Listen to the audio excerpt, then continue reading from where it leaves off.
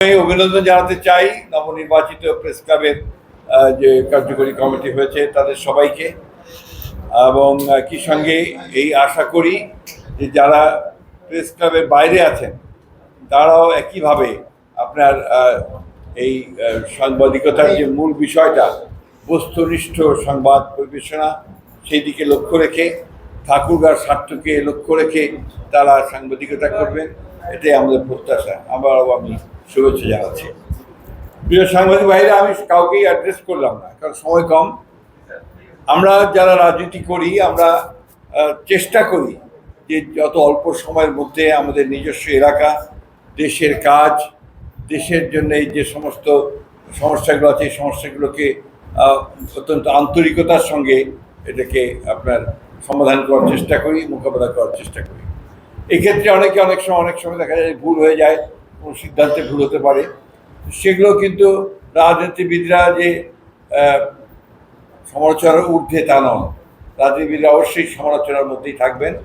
রাজনীতিবিদদের সমালোচনা করাটাই হচ্ছে আমি মনে করি যে সাংবাদিক জন্য উপযুক্ত কাজ, কারণ তাকে সঠিকভাবে ভুলটা ধরিয়ে দেওয়া, সঠিক পথে গাইড করা, এই বিষয়গুলো খুব জরুরি।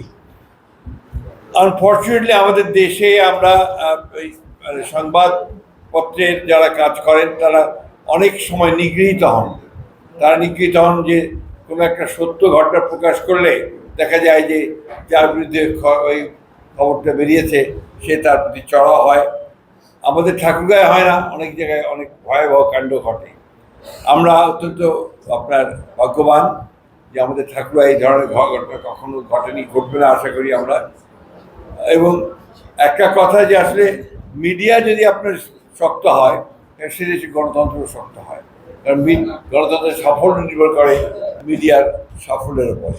আমি আপনাদের ঠাকুরগাঁয়ে যারা সাংবাদিকতা করছেন তাদের প্রায় সকলকেই আমি চিনি, নামে না চিনলেও চেহারাই চিনি।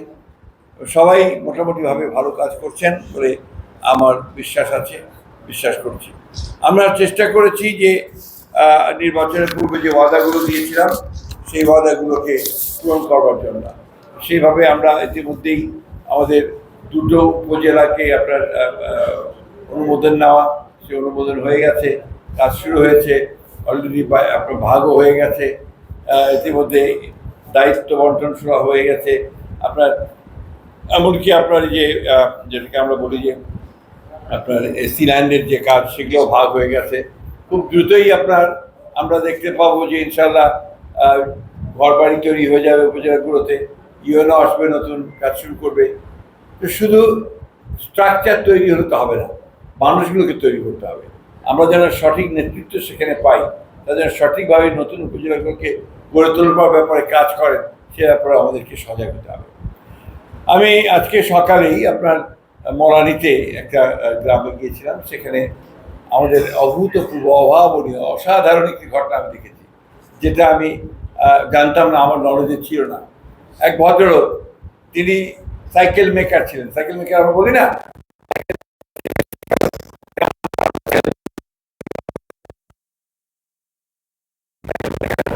এবং আপনার মরানি বাজারে উনি এই কাজটা করতেন।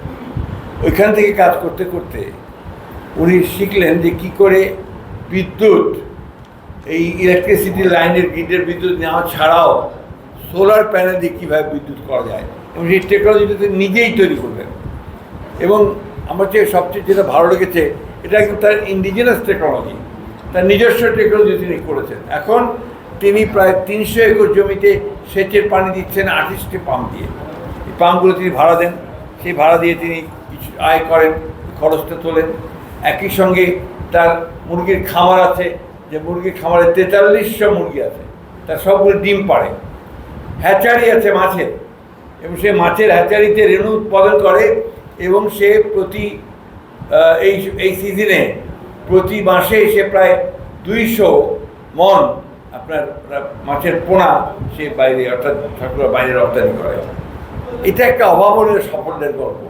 এই গল্পটা আমার কাছে মনে হয়েছে যে এটা জাতীয় পুরস্কার পাওয়ার মতো একটা গল্প। একজন সাধারণ মানুষ, কোনো উচ্চশিক্ষায় শিক্ষিত নন, সাধারণ নিজস্ব জ্ঞানের মধ্যে দিয়ে তিনি এই টেকনোলজি করে এই কাজগুলো তিনি করতে পেরেছেন। আমি অত্যন্ত আনন্দিত হয়েছি এবং আমি তাকে বলে এসেছি যে আপনারা সব রকম সহযোগিতা আমরা করবো ইনশাআল্লাহ। আমরা যেখানে জেলা প্রশাসক আছেন, সাহেব আছেন, আমাদের বিএনপি নেতৃবৃন্দ আছেন, তাদেরকে অনুরোধ করব যে এই কাজগুলোকে আমাদেরকে উৎসাহিত করতে হবে। ওখান থেকে বেরিয়ে আমি একটা প্রতিবন্ধীদের একটা এতিমখানা সেখানে ঢুকেছিলাম, এটা মলানিতেই। হ্যাঁ, এখানে গিয়ে দেখলাম যে একটা প্রায় 550 প্রতিবন্ধীকে তারা লালন করে এবং মজার ব্যাপার হচ্ছে, দুঃখের ব্যাপার যে তারা যে ক্যাপিটেশন গ্র্যান্টটা পেত সরকারের কাছ থেকে, আগে যে আপনার সাহায্যটা পেত, গত প্রায় 15 বছর এই সাহায্য তার বন্ধ হয়ে গেছে। কারণ উনি ওই ভদ্রলোক রাজনীতিকভাবে বিএনপি করেন, সুতরাং তার বন্ধ এবং বন্ধ হয়ে গেছে। ঘরগুলো জীর্ণ হয়ে গেছে, তারা যে ঘরে থাকে সেই ঘরগুলোর টিনগুলো নষ্ট হয়ে গেছে। তো আমি আপনার কথা দিয়ে এসেছি যে খুব দ্রুত আমরা এই কাজগুলো সমাপ্ত করবো এবং তার সে যেন ভালো পরিবেশে থাকে। ক্যাপিটেশন গ্র্যান্ট থেকে শুরু করে ডেভেলপমেন্টের জন্য আমরা সেখানে টাকা দিয়ে তার ঘরগুলোকে ভালো, অন্যান্য বিষয়গুলোকে আমরা করছি। আমি জেলা প্রশাসক মহোদয়কে অনুরোধ করব যে তাকে সব রকম সাহায্য করার জন্য আমরা যেন চেষ্টা করি, এটা আমাদের দায়িত্ব আমি মনে করি। আমাদের অনেকেই আছে আপনার যারা কিছু কাজ নিজেরাই করছে, সরকারের জন্য অপেক্ষা করে না, কোনো সাহায্যের জন্য অপেক্ষা করে না, তারা নিজেরাই সেই কাজগুলো করে এগিয়ে নিয়ে যাচ্ছে এবং এই কাজগুলি হচ্ছে আসলে কাজের মতো কাজ।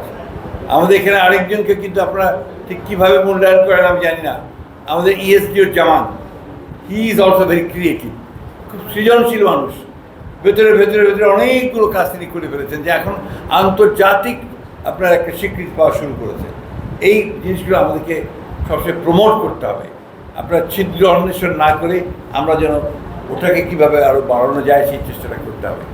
আমাদের এখানে একটা বড় প্রবলেম, যেটা আমাদের এসপি সাহেব ইতিমধ্যে বলেছেন, যে এখানে মাদকের একটা বিশাল একটা মানে একটা বিস্তার হয়েছিল এবং সেটাকে আপনার যে কোনো মূল্যেই আপনি এটাকে আটকানোর জন্য আমরা চেষ্টা করেছি, ওনারা চেষ্টা করছেন। আমি নেক্সট টাইম যখন আসবো এসে আমি একটু ব্রড লেভেলে আপনাদেরকে সঙ্গে নিয়ে আমি একটা জনমত গড়ে তোলার জন্য একটা আন্দোলন শুরু করবো এখানে।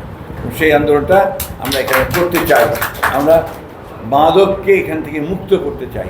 আমাদের ছেলেরা, আমাদের মেয়েরা নষ্ট হয়ে যাচ্ছে, তাদের জীবন নষ্ট হয়ে যাচ্ছে, ভাগ্য নষ্ট হয়ে যাচ্ছে, এখান থেকে তাদেরকে আমাদেরকে বের করে আনতে হবে।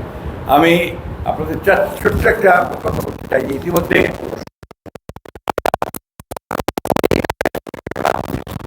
কাজগুলো হচ্ছে, আপনারা দেখছেন রাস্তাঘাটগুলো হচ্ছে, সবগুলো হচ্ছে। আমরা ঠাকুর পৌরসভার জন্য একটা মাস্টার প্ল্যান করার চেষ্টা করছি, একটা বিরাট প্রকল্প। তাতে এই কালচারাল কমপ্লেক্স থেকে শুরু করে আমরা আমাদের নদীর ধারে যে জায়গাগুলো আছে সেগুলোকে শুরু করে মাদ্রাসা, স্কুল, ওয়াকওয়ে, আমাদের এই যে আপনার যেটাকে রামদারা বলি আমরা, সেই রামদারাটার কাজ, সবগুলো মিলিয়ে একটা ওভারঅল মাস্টার প্ল্যান করে এই কাজগুলোর জন্য চেষ্টা করছি। ইতিমধ্যেই আমাদের এলজিইডির 2টো টিম এখানে এসছে, তারা সার্ভে করেছে, দেখছে, কাজ করছে। আমরা ইনশাআল্লাহ এখানে একটা বড় প্রজেক্ট নিয়ে আমরা এই কাজটা করতে সক্ষম হব। আমরা জেলা পরিষদ এবং আপনার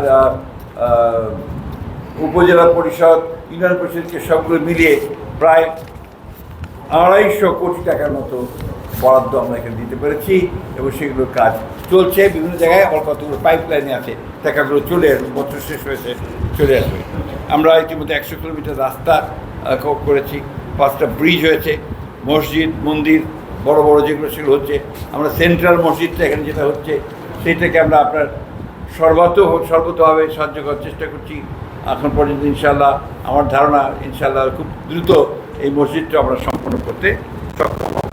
আমরা আপনাদের প্রেস ক্লাবের জন্য খুব গরম, এখনই তো গরম, ঠিক না? তো কাজ করতে অসুবিধা হয় আপনাদের। আমরা এটার জন্য 6 লক্ষ টাকা বরাদ্দ দিয়েছি আপনাদের এসি এয়ার কন্ডিশন করার জন্য।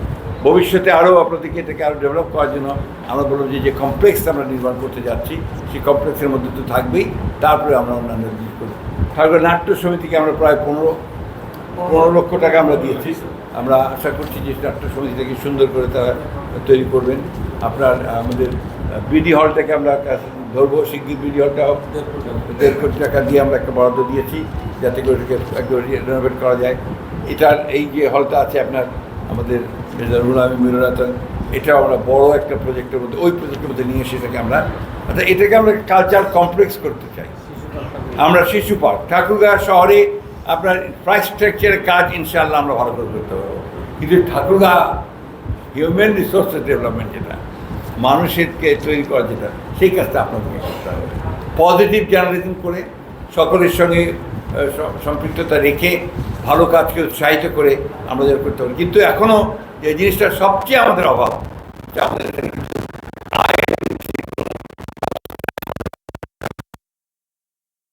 কলকারখানা এখানে নিয়ে আসতে পারি, ইনকাম বৃদ্ধি করতে পারি, তাহলে আমাদের এমনিতেই বেড়ে যাবে। আমরা সেই চেষ্টাটা করবো ইনশাআল্লাহ। আর একটা বিষয় যেটা আমি আপনাদেরকে অনুরোধ করবো, আপনারা সাদাকে সাদাও বলবেন, কালোকে কালো বলবেন। That is very important. Always কোনো ব্যক্তি হিসেবে বা কারো চিন্তা করবেন না।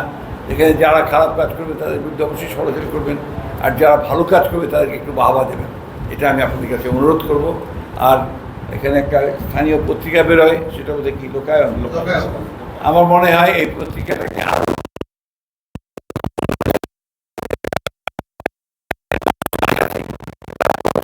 আমাদেরকে এগিয়ে দিতে হবে। আমি বক্তব্য দীর্ঘ করবো না। আপনারা ভালো থাকবেন, সুস্থ থাকবেন। যখনই মনে করবেন আমার সঙ্গে কিছু কথা বলা দরকার, আমাকে সরাসরি আপনারা ফোন করতে পারবেন এবং আমি সেই ভাবে চেষ্টা করবো আপনাদের সমস্যার সমাধান করতে। আপনাদেরকে অনেক ধন্যবাদ। আমি আশা করি আমাদের এই নবনির্বাচিত কমিটি তারা সামনের দিকে আরও ভালো কাজ করবেন এবং সামনের দিকে এগিয়ে যাবেন। আপনাদের সবাইকে আন্তরিকভাবে ধন্যবাদ।